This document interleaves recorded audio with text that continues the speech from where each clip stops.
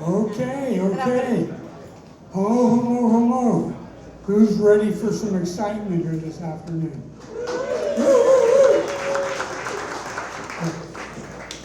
The Downtown Residential Council welcomes you to Shannon's Corner, which is this whole corner of Pine Avenue, to the first Council District Forum. You should have your ballots in the mail by now, and you need to vote by June 2nd. For those of you who don't know, the DRC is a compilation of 6 downtown neighborhoods, downtown Long Beach neighborhoods.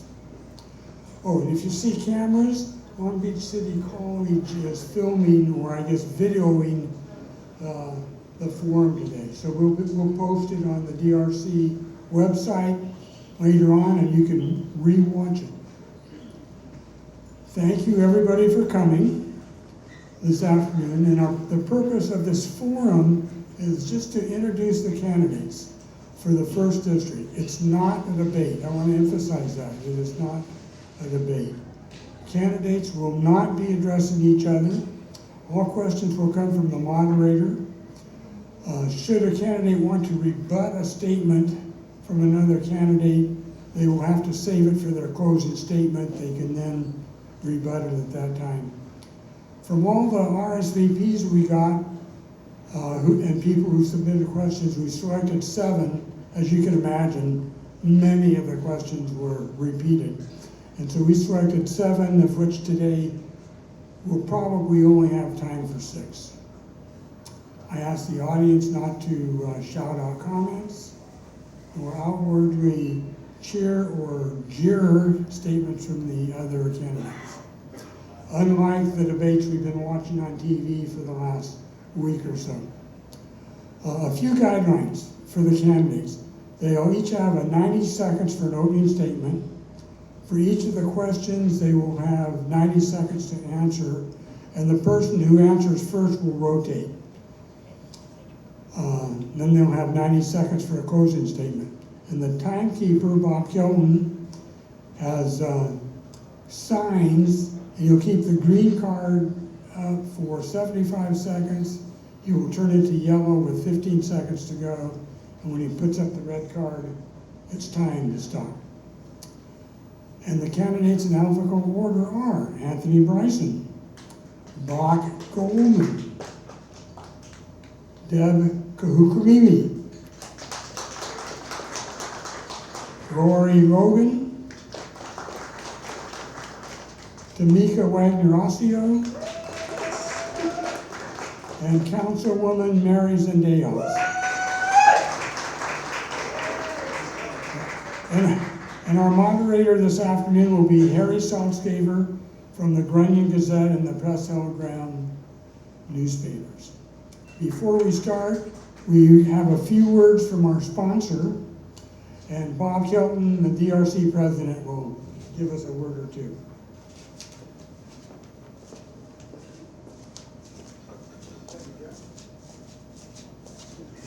Hello everybody, thank you all for coming. My name is Bob Kelton and I'm president of the Downtown Residential Council. Downtown Residential Council has been around since 2010. We are a 501c3 nonprofit. So if you have extra money and want to donate it, we'll be happy to help you out there. We have 6 neighborhood associations downtown. We have the East Village, we have Promenade, we have Ocean Residents Community Association, North Pine, West Gateway, and Wilmore City.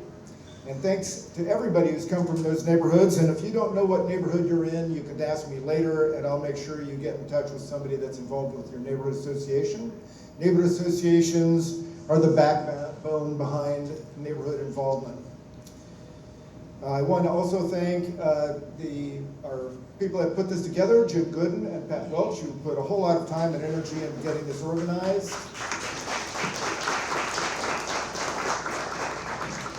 I'd like to thank Shannon's for allowing us to use their space. This is a great place for us to run this event. I'd like to thank the candidates. Thank you very much for coming. This is going to be a great opportunity.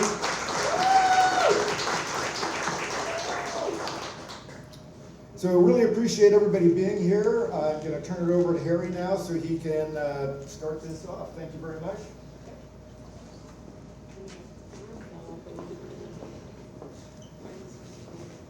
Okay, as they said, I am Harry Saltzgaber, and I want to thank you all for being here. I can't imagine caring enough for your community to spend a Saturday afternoon listening to people talk. I mean, really. And I really appreciate your efforts. I do have one more little rule. Everyone who hasn't done it, silence your phone, please. And make sure that we don't get interrupted. We are going to go fairly fast, and we will try to keep things on time so we can hear as much as we can from the candidates.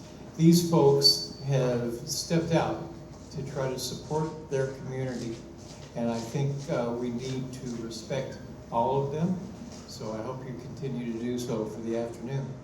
Thank you very much. Now, for opening statements, it'll be 90 seconds each. And Anthony, you get to start. Nice. Hi, I'm Anthony Bryson, and I'm the strongest candidate that you see before you for District 1. Why? Because I'm a grassroots leader. I have professional management experience and a deep commitment to community values. I'm also endorsed by the DSA Long Beach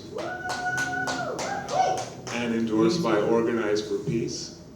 I will represent the people of Long Beach to build the Long Beach that I know we all deserve. I am you. I am a renter. I am working class. I am striving to be a part of building a better Long Beach because I love Long Beach just like you do. And together we can make it happen. Thank you.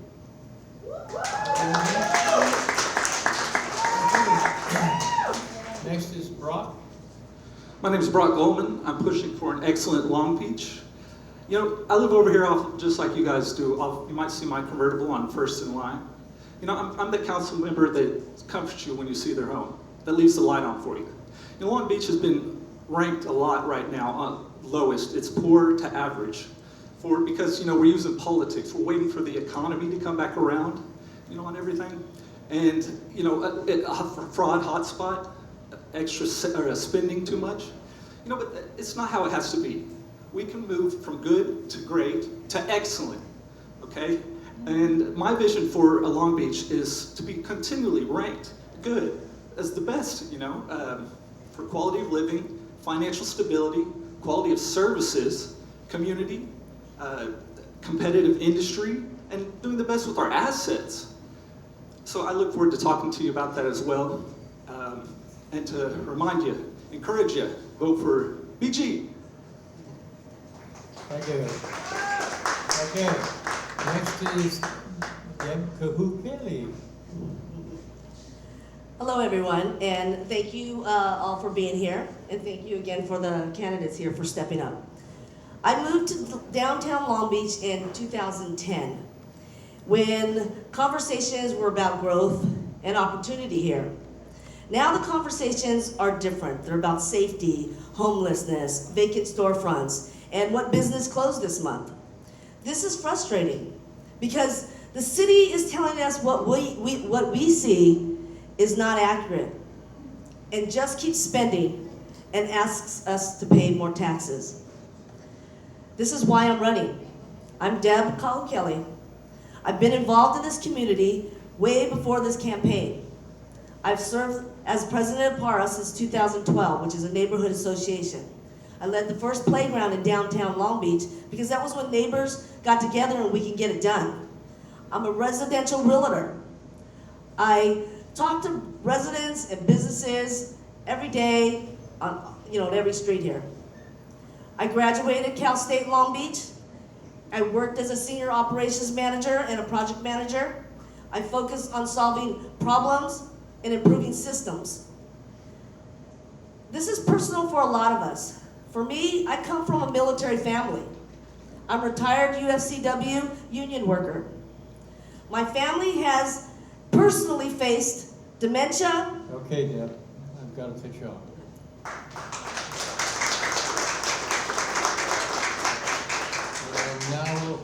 Tamika Wagner-Osseo. What about where? Logan. No, we aren't asking questions. Oh, I thought we were going in No. alphabetical order. Oh, I'm sorry. No, Lori Logan, I'm sorry. My mistake. Tell me when to go. Go. Good afternoon. My name is Lori, and I've lived in the Washington neighborhood for over 30 years. And since retiring, I have been active in my community for about 8 years. I'm running because not much is being done in my community. We have been given scraps by the nonprofits that have created a Hunger Games atmosphere that's very toxic. I have attended many city council meetings, West Commander meetings, gone to protest, and applied to work for 3 council members. We've been promised a community center for 4 years. 2 budget cycles ago, $500K was placed in the budget for us for a feasibility study. No study has taken place, and the $50,000 has disappeared. During the latest budget, I spoke with other groups and realized that they too have been bamboozled by this administration and misguided about where is our money, and no one is receiving their money. I'm telling you, I will fight for green jobs, job training and development, and I will be an advocate for renters, small businesses, and clean air. I am unbossed and will be unbiased for District 1 residents. Thank you, Lori. Thank you. Okay, Tamika? Good afternoon, everyone, and thank you to the organizers, Mr. Moderator, and everyone here today. My name is Tamika Wagner-Osseo. I'm running for City Council because I care deeply about what people are experiencing day to day in District 1. Not just the big ideas, but the real conditions in our streets, in our neighborhoods, and our business corridors. Right now, the concerns are consistent: safety, homelessness, struggling small businesses, and a waterfront that isn't working the way it should. In my years of work, I've spent my time helping others navigate systems, fixing the broken systems, getting results, and problem solving. My focus is straightforward: making District 1 cleaner, safer, and more functional to the people that live and work here. That means safer streets with visible presence and faster response, cleaner public spaces that people can actually enjoy, real support for small businesses so they can stay open and grow, and a waterfront that is active, accessible, and connected to the community. District 1 has everything it needs to be a place that people can be proud of. We just need to make it work better consistently. Bottom line, I'm focused on practical solutions and follow through that people can actually see in their everyday lives. Tamika Wagner-Osseo, and I hope that I can get your support and vote. Thank you. And Councilmember Zendejas. Hello, everyone. I am Councilwoman Mary Zendejas, and I'm proudly representing District 1. I'm running for re-election because District 1 deserves a leader that deeply understands the challenges, the needs, and the strengths of our district. I have led through some of the toughest times our city has ever experienced. Yet I am proud of the progress we've made together, because while the challenges here in District 1 are real and very unique, so is the work to address them. My priorities are clear: public safety that is funded, recruited, and retained to keep our communities safe; housing affordability and homelessness that delivers housing solutions and increases shelter capacities; economic development that invests, revitalizes, and supports small businesses while driving our local economy. Real progress takes experience, persistence, and partnerships, leaderships to be able to create and bring Thank you, forward. Mary. Thank you. Okay. Now we'll begin the questions. Brock, you will get the first chance to answer the first question. We can all agree that the homeless are a problem in District 1. What can the city and the city council do different to reduce the homeless population downtown? To reduce the homeless population downtown, goodness, not do that. So basically, we have to have a good shelter. We have to have a good shelter, use our city assets to have a shelter, put cots, put beds, get people off the street. When the Ninth Circuit said, get them off the street or let them sleep there. What do? We let them sleep there because that's being cool? No, we need to put beds, cots, anything. Get them off the street, keep the streets clean. Okay, thank you. Deb? So homeless has become one of the biggest failures of accountability in Long Beach government. Spending $69 million over 5 years, this is shameful. I will publicly track programs so residents can see what is working and what is not. We need a third-party audit on the entire homeless bureau. I will request the third-party audit, but I'm looking at this as like 3 levels. Level 1 is prevention. So we needed programs for prevention, because if we can prevent homelessness, that's going to save us a lot more money than after.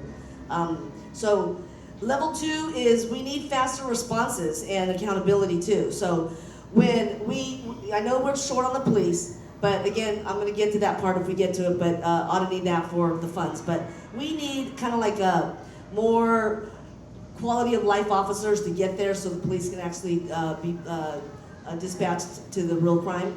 But we need immediately help with more quality officers, and we need kind of like, PAR proposed a while ago an app, which basically kind of immediately tells you when a bed is available. So those quality officers don't have to sit there and call around or figure out So immediately we need to get them into shelters, we need to get them into treatment, and we need to get them the mental health that they need.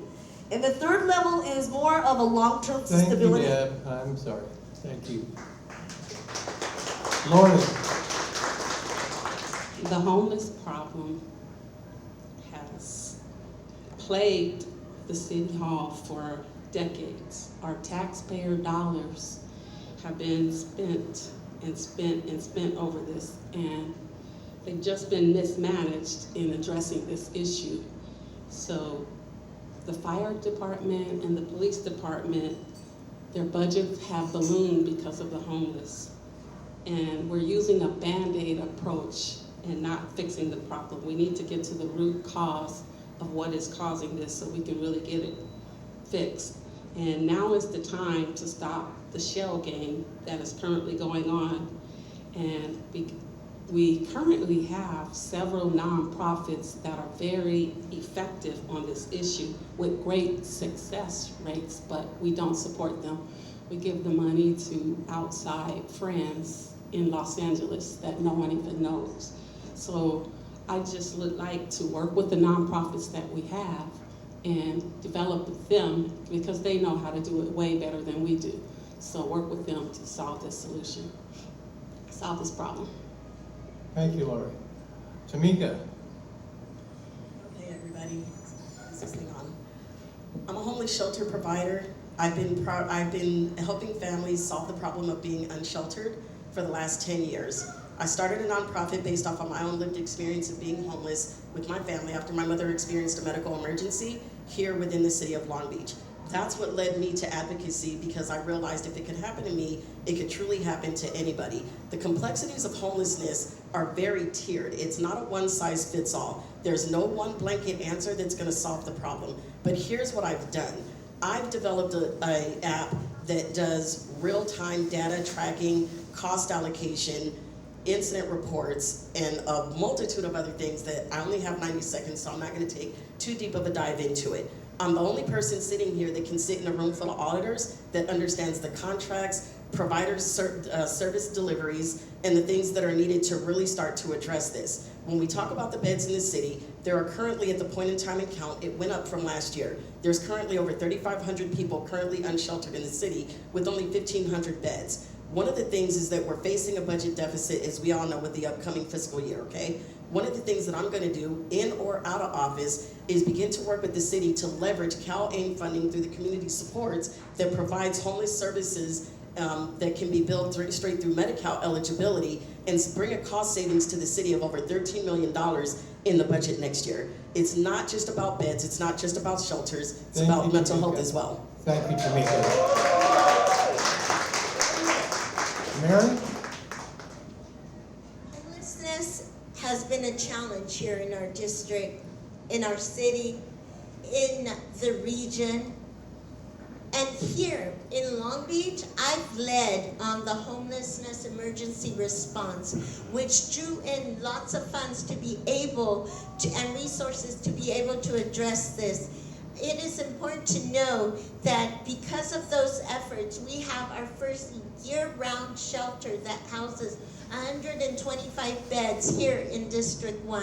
And because of that, we were also able to secure $15 million to be able to address the prevention of homelessness and be able to keep our families housed. It is a tough problem that we have, but we are addressing it, making sure that we have programs such as rental assistance programs, helping those that need to be housed stay housed, especially for our seniors and people living with disabilities.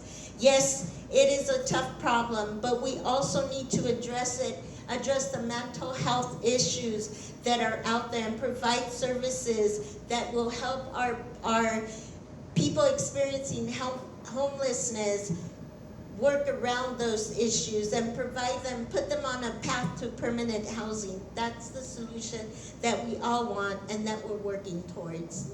Thank you, Mary. Anthony?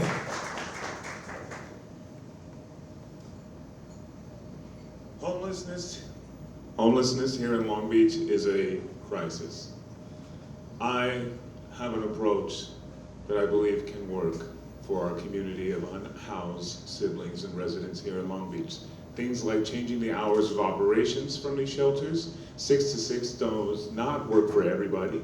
So we need something that can really meet our unhoused siblings where they are, right? So right now, all the shelters say that you have to be off substances, but we see in America, a majority of Americans, over 14% of Americans are dealing with some kind of substance abuse. So what we need to do is link programs like drug rehabilitation programs. We need to do workforce programs and have them incorporated with these shelters as resources so that they can reintegrate into society.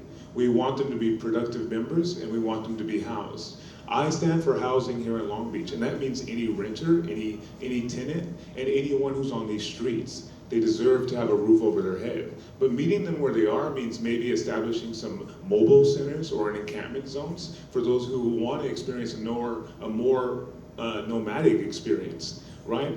They should be able to express themselves freely, but be safe. So we want to link that with public health, we want to link that with mental health, and we want to secure all the residents in Long Beach, whether they're sleeping in a home or on the streets.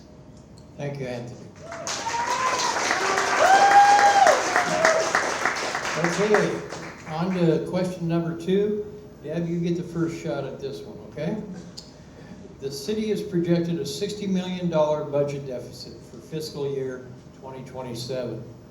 The city manager has indicated that city services will need to be reduced. What current city services can be reduced to reduce or eliminate to fit within a reduced budget? So I wouldn't reduce, our parks and seniors and youth programs. And also too is the services that we need for homeless services. And I'm gonna talk really fast because I keep getting cut off. So anyways, I would request a third-party audit, definitely. So there's a lot of money that's being wasted, projects, failures, all that, costly mistakes, like the tiny home projects too. I know that was grant money, but still, it still takes our employees to do things. That was a failure. We actually have a couple of housing hotels that are being investigated. Those are wasted money. And also too is I want to reiterate and stay on top of the LA River situation too. Because if the trash is coming down, we need to keep those other cities accountable and not let us, Long Beach, pay for all of that. I want to prioritize maintenance because, again, if we don't keep up on maintenance, we're just going to continue to get more lawsuits, and that's where the money is. Is that it's not about like cutting services. It's about not spending the money, not, just here and there. It's like we can cut down on our budget. We can actually spend more smartly, but that's not what we're doing to protect these jobs that we have, to protect the services that we need. So I also want to stop rushing ordinances because, again, that's unintended consequences, like what we put out there. But And Deb, you did it again. that was it. That was it. Okay. Lori. Okay. When I worked for the city of Los Angeles, we had a deficit and they didn't cut jobs. Labor and management worked together to find ways to reduce their budget. So I think I would try to do that before cutting, because unemployment is already high. So look at program, a lot of times the employees know what can work as far as where there's waste. So if we meet with the groups and see where the waste is and try to tighten the budget that way. Okay, thank you, Lori. Tamika. Sorry guys, my microphone keeps dropping, but it's okay, I'll go ahead and hold it up. One of the things that I mentioned in my opening statement, the city has carved out a lot of money, okay? I'm talking about at least $39 million in the upcoming fiscal budget towards homeless services. By leveraging CalAIM community supports that provides housing deposits, eviction prevention for persons that are in the underserved community, either at risk of being homeless or actual homeless, by leveraging those dollars that people are already eligible for, we can shift that spending and retain that money in the budget and allocate it to other things that the city needs for city improvements, cleaning our streets, lighting, parks, and all of the other services that the neighborhoods are advocating for. A cost savings of no less than $13 million is a really, really, really big number, and that's something that we should look at. So we're not talking about cutting services or cutting off people from the resources. We're talking about being able to leverage funding that's already existing and shift the way that Long Beach is currently spending. Thank you. Mary. City of Long Beach is facing a deficit, yes. But we are the city that is facing the shortest deficit out of cities, major cities around the region. One of the things that is important to know is that when we are creating a budget, when we want to bring forward items, one of the hardest things is to figure out which services do we cut. What services do we cut? Because all of them are very important services that we provide. Now, in the charter, it says that City Council must deliver a balanced budget on October 1st. And that is important because it is in our charter. We have to do that. So finding places where to reduce the budget is going to be a tough one. So I invite everyone that's here to be active and participate in our budget when it's coming up so that we together can figure out the budget. And I think that is very important. I look forward to being able to create a balanced budget. And the good thing is that we are already reducing it. Each department is taking a 3% cut in their services to be able to come up with a balanced budget. Thank you, Mary. Thank you. Okay, Anthony.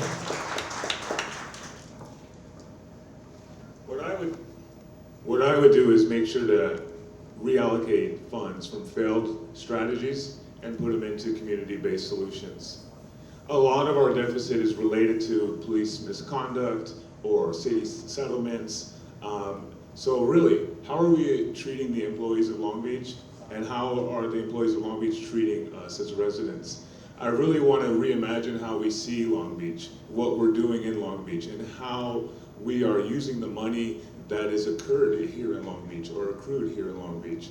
I am a chef, I am a restaurant manager, I am very familiar with profit and loss. I can balance a budget. I have no problem making cuts when necessary. I have the recipe for success. If you vote for me, I will represent you as if you were sitting in the city council seat yourself. There's a lot that we can do for the city. The resources are there, the grants are there.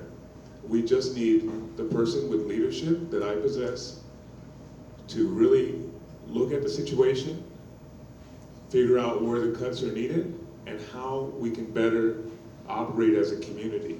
I want to see the Long Beach that we deserve. That's reimagining policing, that's safety, that's housing, that's mental health programs, and that's us building it together. Thank you, Anthony. And Brock. Okay, so we definitely need to have the financial knowledge to understand what's coming in and what's going out. We do need to do a comprehensive efficiency analysis of everything, where it's going in, where it's going out, okay? We need to not spend like we have, we spend, the district, we spent, $500K for kids to play around with, we spent $800K on the fence, that's $1 million something right there, but we need to move past that. I think it was the case of Philadelphia's bankruptcy, to where they got dissed by the federal government. They tried to extend their police force and got caught up in all these pension contracts and everything like that. And that's like the worst thing you could possibly do. And we're doing things like every city has an urban wealth fund, okay? It sits, your money just doesn't sit. You get a reserve, but you get also the money for the city that grows a little bit. You have your assets that are built to where they perform better, but first, yes, efficiency, always. Business, public administration, efficiency first, check everything. Have an accountant check every drop, every dime. Okay, thank you. We'll move on to question number 3, and Lori, you will get to answer this one first. There are many shuttered storefronts in downtown Long Beach, and many residents are afraid to walk downtown after dark. What do you propose the city do to make downtown safer for both downtown businesses and downtown strollers?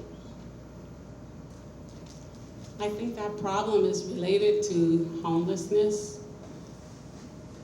That problem is related to homelessness, and we have to figure out better programs for the homeless, because they're the ones that are driving business and driving the businesses away and breaking in and doing that. So I think the problem will be solved if I think that's the problem that's creating that. So if we would work on the homeless problem. This guy is like heckling me. I'm sorry? This guy is like heckling me. What's guy? Yeah, you.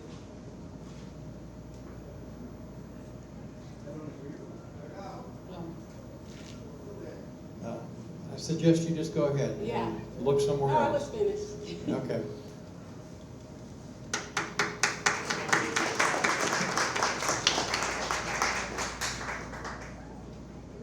Okay, go ahead. For me, public safety and homelessness are not competing issues. They're both priorities, especially in District 1. As a District 1 business owner, I understand firsthand when customers come up and they have apprehension to enter into our store, because we have homeless people sitting there that are experiencing mental health issues. They're asleep. We see it in our parks. We see it in throughout all parts of our city.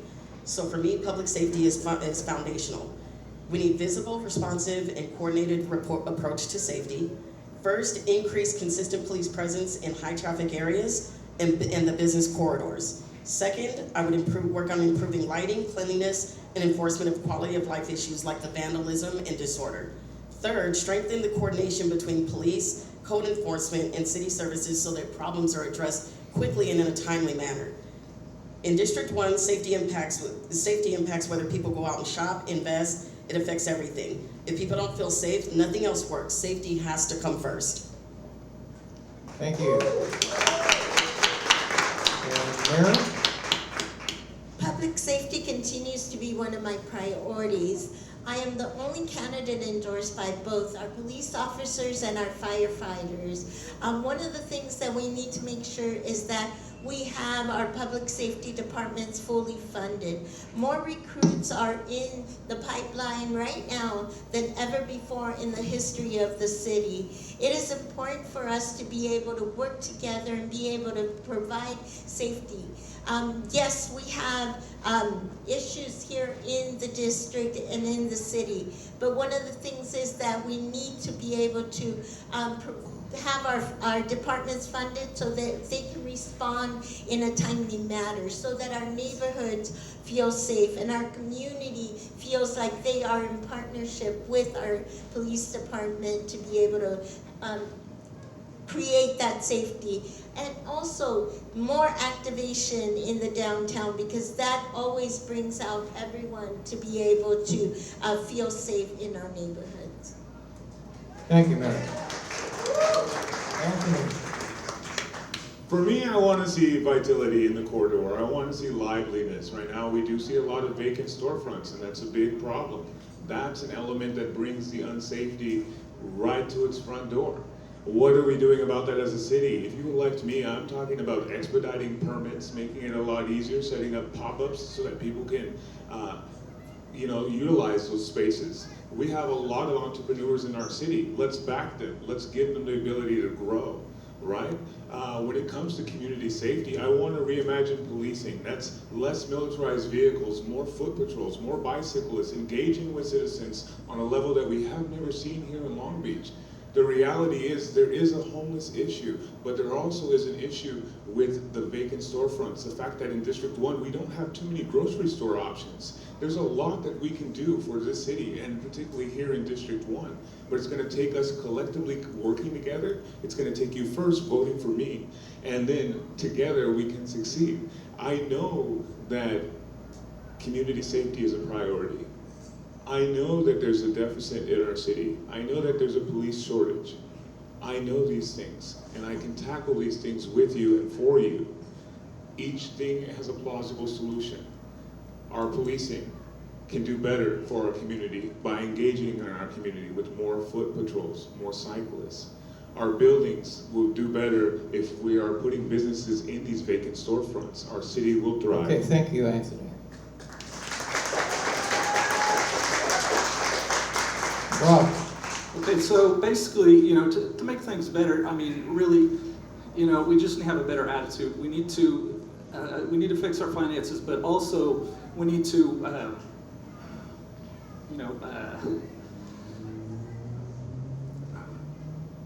forgot my train of thought, sorry.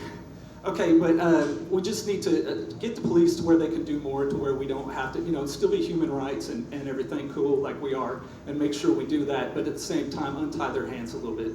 Somebody out in the street with their pants off over their head, doing everything crazy, we need to be able to move them quick. The core strategy, I think, Supernaw, or a couple of them worked together to get, that was a pretty good one up here recently.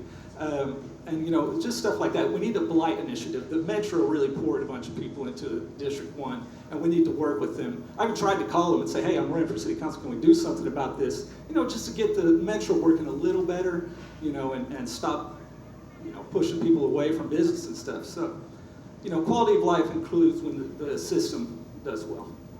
Thank you, Rob. And Deb. So we need to treat our small businesses like partners, not second to our big investors. I would create a small business response team to coordinate with the businesses, the community, and here in downtown we have the DTLB. Streamline permitting and coordinate between the departments, reduce delays and unnecessary fees. Fees has been one of the hugest ones that people say that why are we charging our local businesses so much? Also, I want to push to activate a long vacant storefronts and an accountability type of ordinance, similar to what Santa Monica just did in January.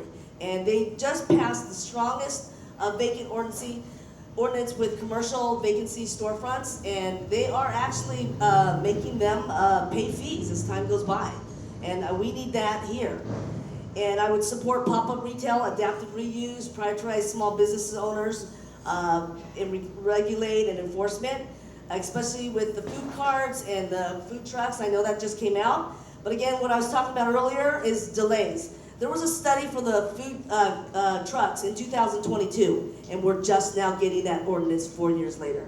That's wasted cost for that. We do need it today, but why did it take 4 years? Again, I'm running to replace taking our time with taking action. Thank you, Deb. Okay, we're down to question number 4. And Tamika, you will be the first to answer this question. Traffic noise, traffic speeding, and traffic running red lights are serious and dangerous problems downtown, especially on Ocean Boulevard and Seaside Way. What do you propose to alleviate or reduce this nuisance? As a resident who lives right here downtown and on Ocean, I hear it nightly. I hear it daily. The screeching of the tires and the roaring of engines when it's not the Grand Prix is very, very, very cumbersome, and it's a huge disruption to the quality of life of all of our residents who live along that corridor up against the Pike in this part of downtown Long Beach. In order to reduce that, we do need more police enforcement. That means more police presence to prevent street takeovers, people tearing up and down the streets, speeding. That becomes a public safety issue as well. We've had more fatalities within the city of pedestrians last year and this year alone than ever. We've got to enact and have more speed bumps and traffic control in high impact areas. That would be one of my first orders of business. People downtown deserve the quality of life and peace after hours, and not to have to sit and hear screeching tires and the noise and be afraid to cross the street for fear of being mowed down. Thank you, Tamika. Mary. One of the things that we are currently doing is implementing traffic calming measures here along Ocean because there is so much going on, so much traffic that comes on, and we're also doing checkpoints to make sure that people know that you're not supposed to speed here in Long Beach along Ocean Boulevard and Shoreline. Those are very, very known streets for this happening. One of the things that I want to see also is for us to be able to improve and expand our traffic division within our police department so that they are able to be out there faster and to be able to prevent some of these things from happening. Thank you, Mary. Anthony. The noise is the issue, and then there's the safety concern. What if these cars hit something, hit someone? We've heard the mention of high fatalities in our city for vehicle pedestrian accidents. One way we can approach this is with better police enforcement. But another way we can deter these noise violations and drivers is educating people throughout the city, pushing a citywide campaign on driver safety, pedestrian safety. Also, these happen during times of night or day that we can collect data on, and then use that with our police departments to make sure that we have an increased patrolling during those times, so that we don't have to really rely on response time. We see here in Long Beach, if you call the police, response time is down. So there's a lot that we need to address within the city. Sound, safety, pedestrians, and vehicle safety. This is an interesting question that I think me and my team will definitely want to dive into and get some better solutions for everyone. Thank you, Anthony. Well, first we need to do the standard common sense approaches, okay? Obviously, first we need to up and increase our pedestrian first policies. You can't just walk across the road. Pedestrian first cities have a decrease of traffic deaths of 50%. Now, we're not on the forefront of that right now. I mean, we mean well in a lot of areas, but we need to focus on that. My second one that I thought was just a neat way of doing it is the ordinance. We have an ordinance that says stop, everything included in stop. Let's say consider adding look and listen. to it, maybe for both sides. But just something like that, that'd be where I'd push it. Okay, thank you, Rob. And Deb, So, noise and the street lights and everything, it all goes back to, again, public safety and more police and everything. So again, I would look at the police budget because again, I think at the overtime, so we really need to dig into that. And I would actually, for the traffic and everything and the noise, because I do live down here too, is that we need to actually start taking the handcuffs off our police. And we need to like enforce things. We need to detour that. If they're gonna go through our city and that happen over and over and over again, there's gonna be consequences. We need maybe to unsync the signals. Again, there's those little speed bumps things too that we can put on to slow traffic up. Cameras and drones, especially, we need those during the hours of when there's theft and everything happening. And those are like 2 a.m. to 6 a.m. We need to be able to have, eyes on everything, because again, we need the police to be able to have as much equipment and eyes on things as possible for them to be able to enforce too. Also, one of the things I want to add to this is I want to look at the metro too, because that's been a continuous situation too. The end of line solution for that. We need to kind of dig deeper into that for this area. thank you, Deb. Lori, We have that same problem on 14th Street in the Washington neighborhood, that there's accidents and there's speeding, and people have been killed. And they came out and did a study to see whether or not they needed a light or whatever, and I think they put a divider in the middle of the street to help with that problem, but it's still going on. So, and also we have the problem with the people doing donuts. I think it's the kids, they do the donuts at night, and they've gotten into quite a few accidents doing that.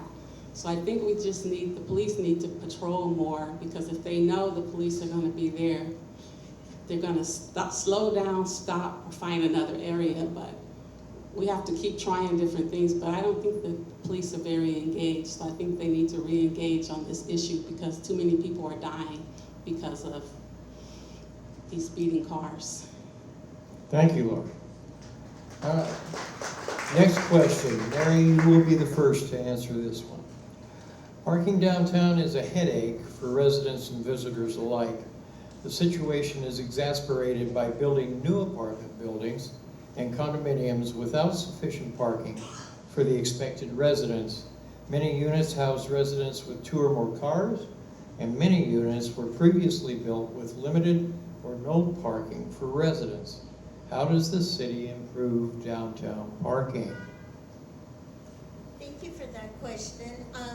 Yes, parking is definitely something that is a challenge in our downtown and has been for many years. One of the things that we're looking into and just passed recently is how do we get parking and parking lots to be able to provide extra parking by those elevated parkings that are automated. And so one of the things that we're doing is doing that. One of the things that also is very important is to really look at what parkings are doing right now. I know that other cities have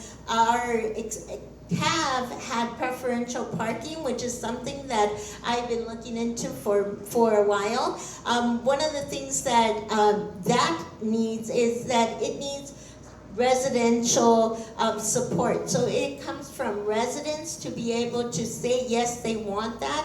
And so that is something that that continues to be able to be a problem. So we are trying to figure out innovative ways to find parking, because yes, there is a lot of people in downtown and there's a lot more people coming to downtown. Thank you, Mary. Anthony. Yeah, parking is a big problem for all of us who live in District 1 and all throughout Long Beach.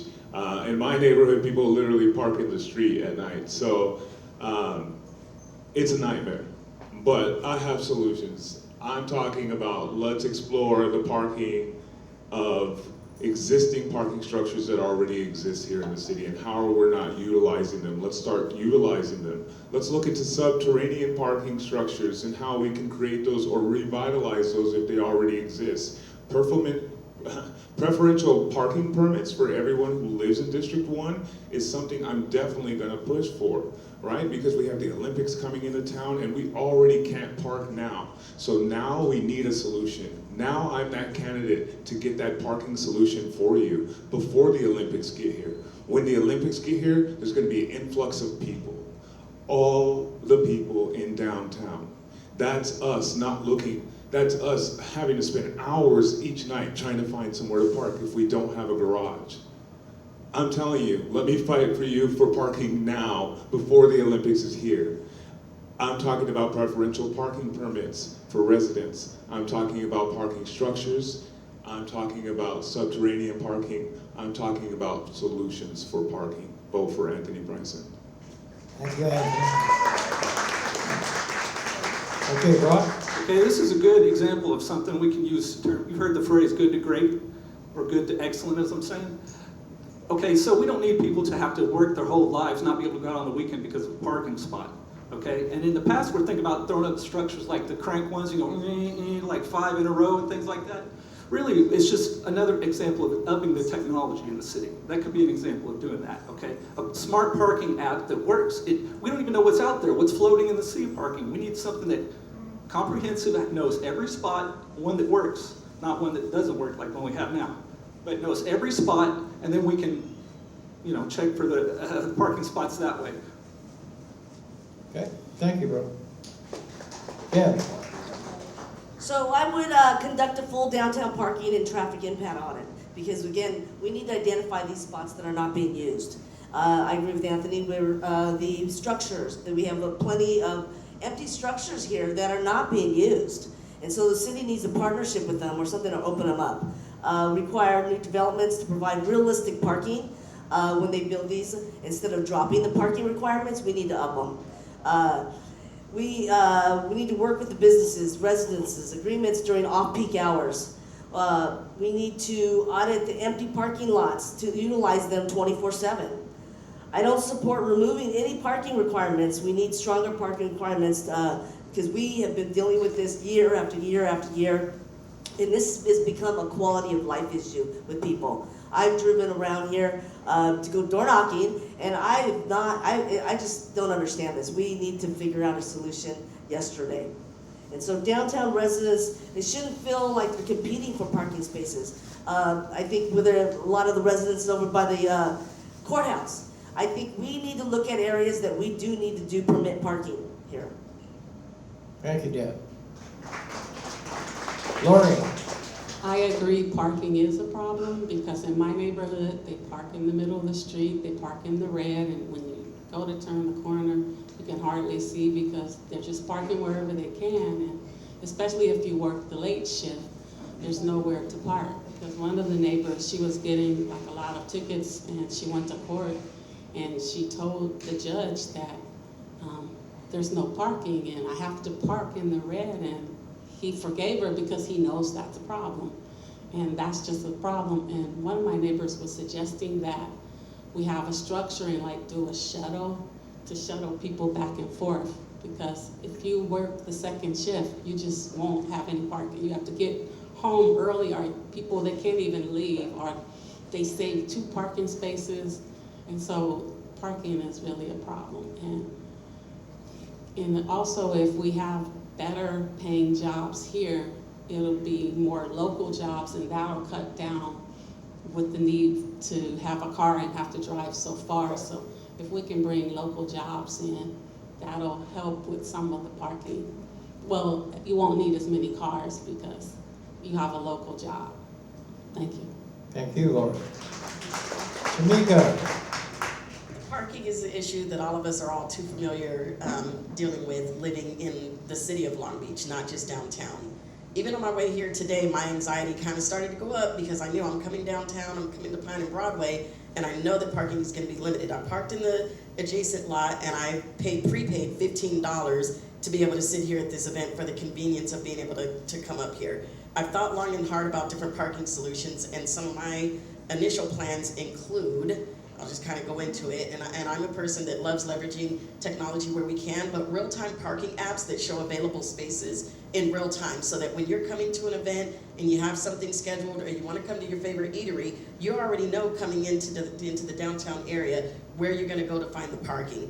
In addition to that, creating employee parking zone for our workers that make downtown come to life and are there to serve us and tend to us and, you know what I mean, be here when it comes time to events, and leverage and free up the parking for the customers and the people coming into the downtown area. Another one is creating more short-term pickup and loading zones. That will help to alleviate the traffic and the necessity for parking if we have more broader zones spread out throughout downtown that are designated for loading and picking up. But oftentimes, if it's an Uber or a Lyft, it gets kind of difficult when they're even trying to navigate and get through traffic. Thank you, Tamika. Okay, we're coming around the bend here. Anthony, you get to answer this next question. Listen carefully, it's a long one. Should Long Beach be a sanctuary city? I thought you said it was a long one. Yes, Long Beach should be a sanctuary city in whatever capacity, in all capacities it can be. It should be a sanctuary city for the immigrant community, for the black and brown community, for the LGBTQIA+ community. It should be a sanctuary city for anyone seeking refuge. For too long, Long Beach has been associated with trauma, with the Klan, with so much history. But what we can do moving forward is create a beautiful future of Long Beach, a safe haven, a city that represents what we are truly here in Long Beach, the beautiful diversity of Long Beach. You know, whether it's Northside Long Beach or downtown Long Beach, we are all united and beautiful. So we need to be a sanctuary city. I'm gonna give you a long answer. How about that? Everything should be a sanctuary city here in Long Beach. We should protect every resident here. Yes, yes, yes, yes, yes. Thank you. Okay, Rob. Well, you know, peace is a matter of the municipal government. You know, we don't want roving, you know, competency of the federal government to come around here and be able to take people and steal them away. I personally would. I had an immigrant one time help me out when I had a kidney stone, and ever since then I've just thought about how bad I would feel if my Uncle Rico got taken away. But also I do believe in strong borders. You know, but it is the job of the government to protect everybody in the state. But I believe we should have innovative responses to the federal government, to not tick them off or antagonize them, but to do everything we can to protect. So, sanctuary-ish. Okay, thank you, Rob. Deb. Yes, I agree. I mean, I agree, but Long Beach should be a sanctuary city. I come from a family history of my mom's side is Japanese, so they actually experienced the whole concentration camp issue. So I know how it feels from the stories that she said of how they actually were treated and all of that. So they had to move out of the state to be able to, like, you know, not lose their stuff. They were always being broken into. They literally lost everything. So they ended up coming back to California, and I look at that with what's going on today, you know, with the ICE. You know, that's a federal level, I understand, but I also don't believe what they're doing to families that are not criminals is not right. So I go back and I hear these stories in my head, because both my parents are passed, but of how my mom was in the concentration for years. My aunt was actually born there. And you know what? You know, we need to stand up more for our immigrants and everything else, because you know what? All of us are immigrants, and we are equal. So I'm also, you know, LGBTQ, so again, living in another city, not just too far from here, we had racial discrimination for that, you know, just because of who we were. So again, I've experienced it, I don't believe it. Thank you. Thank you, Deb. Lori. Yes, people should feel safe going to the donut shop going to the car wash, are going to get their groceries, but currently, a lot of my neighbors, they don't feel safe. They stay in the house, and everything is so quiet. And even I was helping out with an organization that they were picking up groceries and delivering it to them. So that's not a safe environment, and I think we need to do better in this area where everyone feels safe. Thank you. Thank you, Lori. Tamika, The question is, should Long Beach be a sanctuary city? I'm gonna be bold and I'm gonna say Long Beach is a sanctuary city. As I've been out canvassing, meeting my neighbors, meeting other business owners, going house to house, building to building, speaking with our seniors, one thing that I can say is that we have neighbors living next to each other who don't necessarily look like each other, who don't have the same backgrounds, but yet we reside in the same neighborhood. We look out for each other.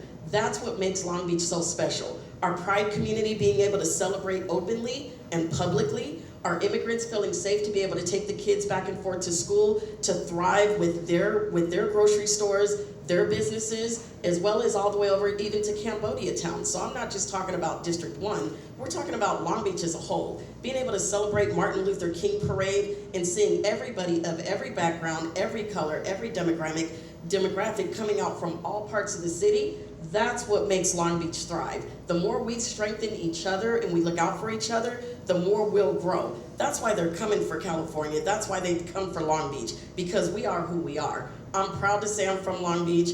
Vote for me. We are the sanctuary city. and Mary. Absolutely. I do agree that Long Beach should be a sanctuary city. I am a proud Latina.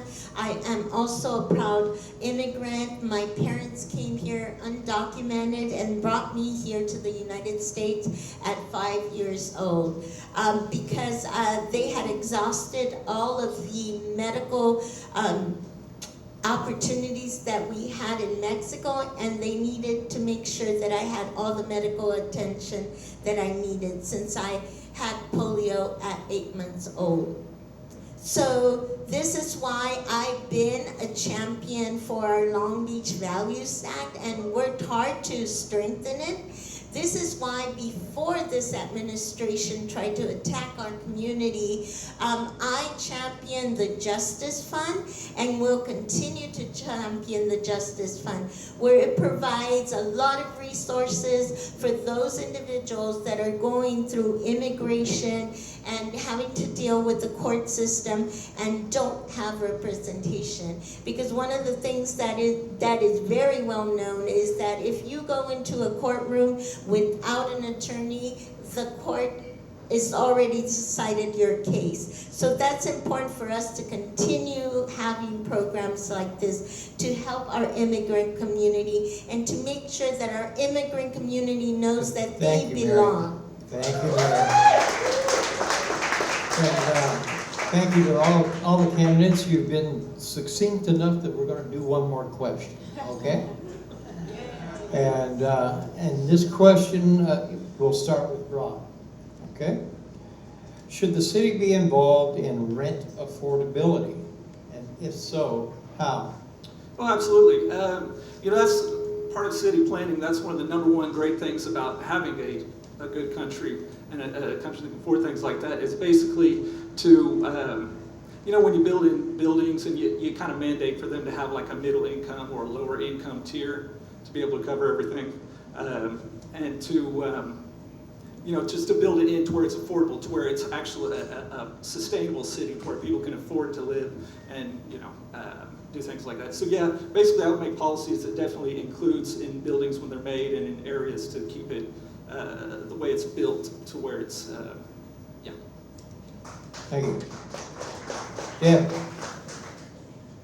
Yes, I do agree that we should, have the rent affordability. What we have today is not really affordability.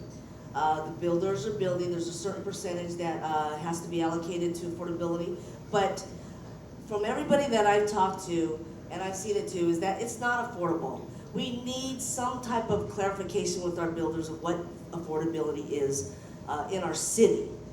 So I think it's just going to domino effect everything else. You know, we already have a homeless issue here.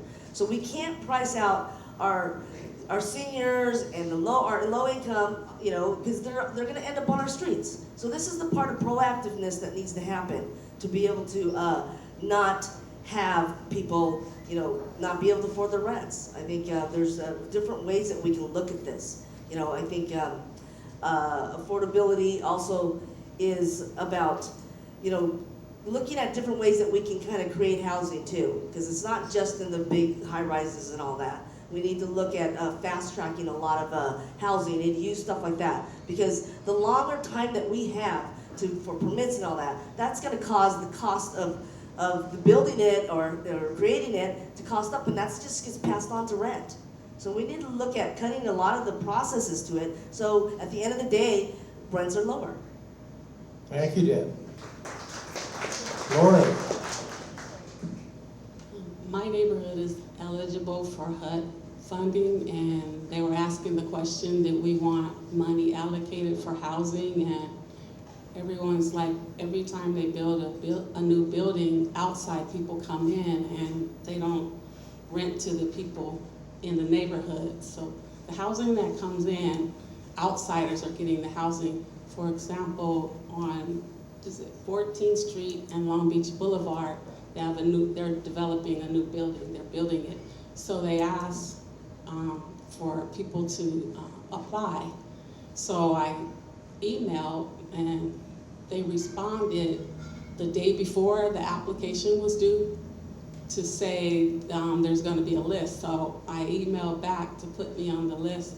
So the next day when I went back, they even closed it a day early. So how can, because I did that for my friend because she's dyslexic. So, and she's like, they do a lottery, so she's like 1,000.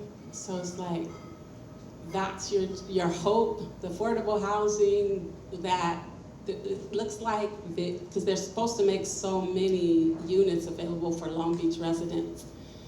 So how are they doing that? And they're notifying you like the day before, so it's not even enough time for people to apply. So this is making people lose hope. Okay, thank you, Lori.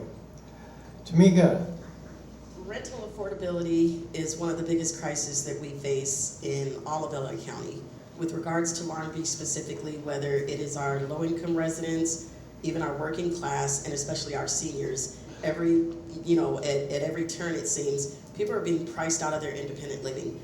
We have developers that come in and create senior housing that get tax breaks, and they have certain amenities and things like that for our seniors, only for our seniors to see those things get taken away, the rents go up, and it's outpacing their Social Security and their benefits that cover their rent, that in a very short amount of time, they're gonna be priced out of independent living. In addition to that, we have a lot of rental subsidies and services available.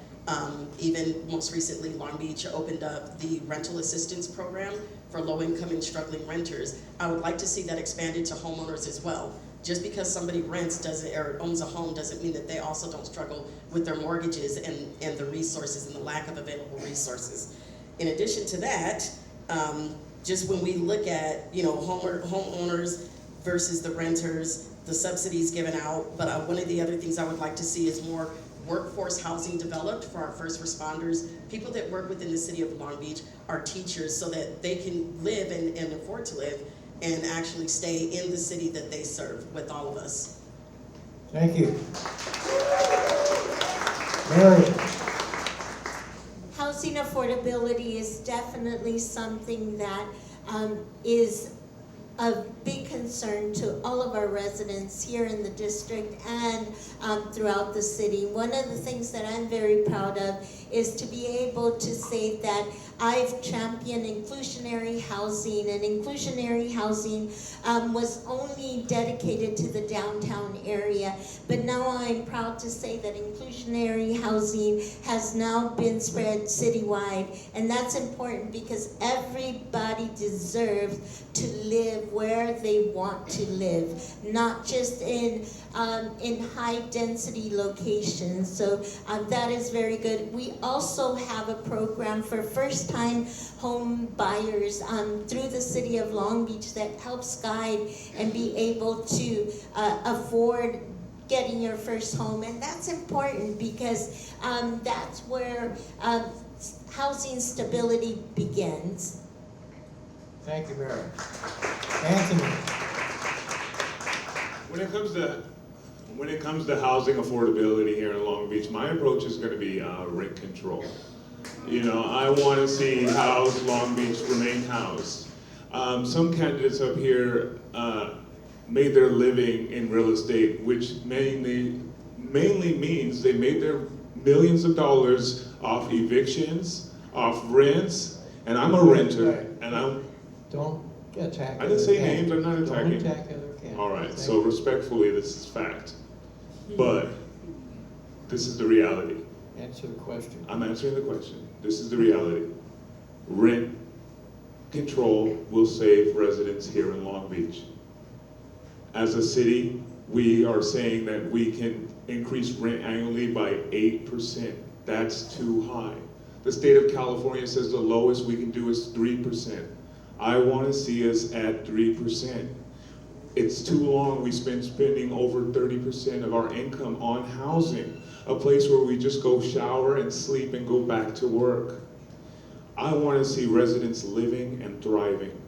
That means not wasting all their money on livelihood, but being able to utilize their money on existing and quality of life. Everything we work for shouldn't go towards our bills, but it should go towards our everyday and our ability to have a lovely life here in Long Beach. Thank you, Anthony. Okay. We made it. We're here to the closing statements. Closing statements will be 90 seconds each, as the opening statements were. We will continue to go in the same order. So Deb, you get the first closing statement, please. Oh, me? You. Yeah. So I'm not here to, not here to ask you to believe a campaign slogan. I'm asking you to look around. Look around honestly and look and tell me if things are better. Because you're paying more, businesses are struggling, and city keeps spending more. Yet many of us still don't feel or see, or feel heard, or feel prioritized. I've spent years in this community, again, like I said, long before this campaign started, and we know the issues that we see. Together we can stop accepting excuses, words, and demanding results that we actually can see year-round, every year, every day. You can go to my website, debforlongbeach.com. So I've talked a lot about these platforms, and I have about 50 on my website now. They just went up. And I have about another 50 more that I'm working on. And those are from the actual people in the community that I have been actually talking to, and their struggles, their ideas, and their solutions, all of that. So those are going up on my website as soon as I get those, but there's at least 50-ish up there now. I'm not here to just talk. I'm here to get things done. So I'm Deb Kelly, and I would appreciate if I could earn your vote for Long Beach City Council, District 1. Thank you, Deb. Okay, Lori. Thank you for taking your time to come out and be informed about the leadership of District 1, especially since tomorrow is Mother's Day. I'm running because I'm concerned about the future of our neighborhoods. Our children and grandchildren can't afford for us to be compliant and continue business as usual. We are on the verge of a crisis, but it is being hidden from you because of the election cycle. The city of Long Beach has a deficit and has mismanaged homeless funds and allows ICE to harass its citizens. This campaign is about working families, seniors, renters, and small business owners. We need leadership that will fight for affordable housing, safer neighborhoods, and real economic development. I believe our community deserves someone who will put people first every single day. I'm unbought and unbossed, and I would be honored to earn your vote. Thank you for bringing power back to the people. Thank you, Lori. Tamika. Thank you everyone for coming out this afternoon, and happy Mother's Day to all the mamas in the audience. And I want to give a special shout out to my mom sitting in back as well, who's here to support me, and my kids. I am the candidate who grew up here in Long Beach. I am the candidate who raised her family here in Long Beach. I am the candidate who experienced homelessness but also worked and began to be able to thrive within the city of Long Beach. I am the candidate that owns a business in this district. I am the candidate who wakes up daily and advocates for the underserved, the underprivileged, and I solve problems. I fix the broken systems. I understand the gaps. I understand how people fall through the cracks. I understand how government works. I understand budgets, cost allocations. I understand government contracts, and I understand when things just don't work. More importantly, I understand how to put together a plan and work across the board with other agencies and other people on city council of how to get things done. I'm the candidate who advocated for additional equitable business opportunities for those here in our community, specifically in the Black and Brown community. I personally advocated along the side of others and helped put the keys in the hands of 8 new business owners here in our city. Whether I win or not, come June 2nd, I'm gonna wake up and I'm still gonna be doing what I do. I look forward to working with everybody. I would love to have your vote. I'm ready, I'm here, I'm present, I'm ready to be accountable, and let's get this done. Thank you, Tamika. Thank you, Tamika. Mary.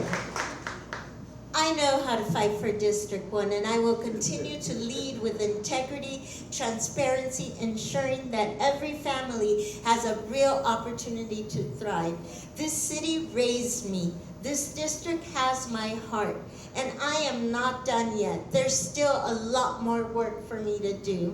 District 1 is the heart of the city, and I'll keep fighting every single day to make sure that it is safer, stronger, and more affordable for everyone that calls it home. District 1 deserves an experienced leadership that understands both the urgency of this moment and the long-term work it takes to get things done here in District 1. I am the only candidate that comes with experience, the knowledge, and the relationships to get things done. That is why today I'm asking for your vote on or before June 2nd. And to learn more about me and all of the work that I've done, please go to maryzendehouse.com. Thank you, Mary. Anthony. I'm Anthony Bryson, and I am the strongest candidate for District 1 here in Long Beach. Like I've told you, I'm a grassroots leader. I have professional management experience, and I'm ready to fight for you. I want to see free transportation on all Long Beach public transit. I want to see our homeless housed. I want to see rent control in our city. I want to see business and residential tenants staying housed in our city. I want to see the Long Beach that we all deserve. I'm not going to give you any other option but to vote for me because I am the strongest candidate. If you believe in seeing the Long Beach that we all deserve, you will vote for Anthony Bryson.